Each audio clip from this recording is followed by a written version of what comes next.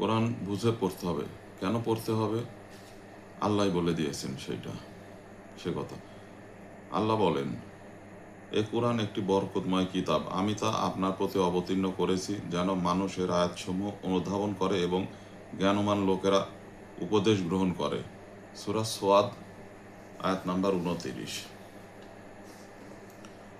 এ প্রসঙ্গে হাসান বসরি রহমতুল্লাহ বলেন, আল্লাহর শপথ, কুরআনের আক্ষরিক সংরক্ষণ ও অন্তর্নিহিত মর্ম অনুধাবনে কেহই সূক্ষ্ম চিন্তা করে না।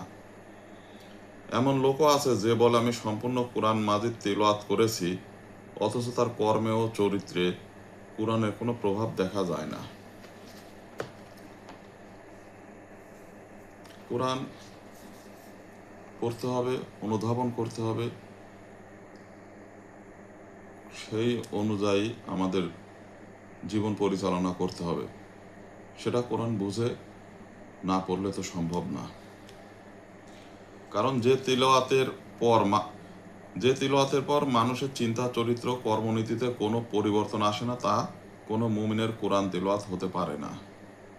কেননা কোরআনের উপর আমল করা প্রতিটি মুমিনের উপর ওয়াজিব। কোরআন যা হালাল বলেছে তা হালাল হিসাবে সাব্যস্ত করা, যা হারাম বলেছে তা হারাম হিসাবে মেনে নেওয়া, যা আদেশ করেছে তা পালন করা এবং যা নিষেধ করেছে তা থেকে বিরত থাকা একজন ঈমানদার ব্যক্তির অন্যতম দায়িত্ব।